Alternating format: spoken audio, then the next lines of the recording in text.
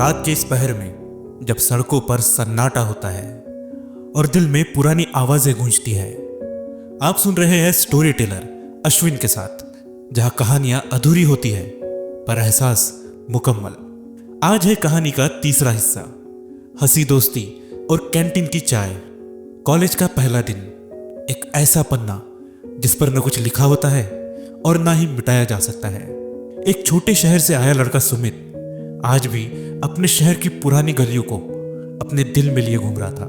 लेकिन इस बार सामने थे ब्रांडेड शर्ट्स में चमचमाते चेहरे जो बड़े घरों के थे, बड़ी कारों के थे और साथ ही साथ बड़ी बातें किया करते थे।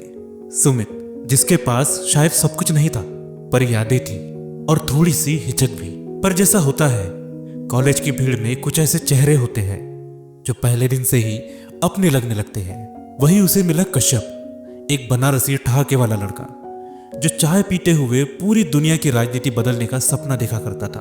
फिर सरिता, जो हर लेक्चर के बाद कहती थी मुझे तो आरजे बनना है। और चीकू, न नाम में सीरियसनेस न लाइफ में, लेकिन दोस्ती में फुल स्टॉप। धीरे धीरे से वो अजनबी कॉरिडोर अब घर सा लगने लगा था।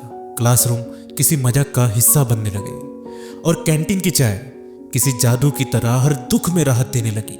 रात को हॉस्टल की छत पर बैठकर हर कोई अपने चांद देखा करता था और सुमित अपने पुराने शहर की एक खिड़की ढूंढता।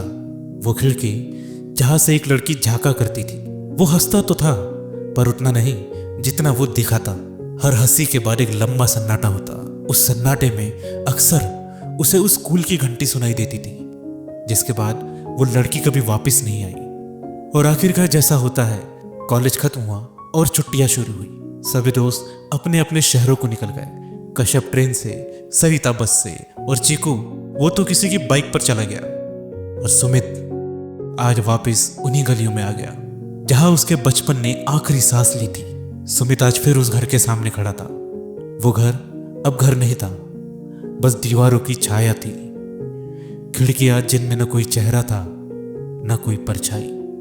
वो घर अब एक खंडहर सा था, पर सुमित के लिए वो आज भी वही मंदिर था जहां वो हर बार अपना अधूरा बचपन छोड़ा था। सुमित कुछ देर यूं ही खड़ा रहा, फिर मुड़ा और चल पड़ा। पर कहानियां कहां मानती है। उस शाम सुमित एक पुराने कैफे में चला गया और वहां काउंटर के पास एक चेहरा था जो अजनबी भी था और जाने पहचाने जैसा भी। एक लड़की जो सुमित की तरफ देखकर मुस्कुरा रही थी। उसे देखकर ऐसा लग रहा था मानो वो सुमित के बारे में सब कुछ जानती हो। क्या ये मुस्कान उस अधूरी कहानी का अगला चैप्टर होंगी या फिर कोई नई किताब, नई कहानी, नए पन्ने। अगले भाग में आपसे फिर मिलेंगे। आप सुन रहे थे स्टोरी टेलर अश्विन के साथ, जहां कहानियां सिर्फ सुनाई नहीं जाती, महसूस की जाती है।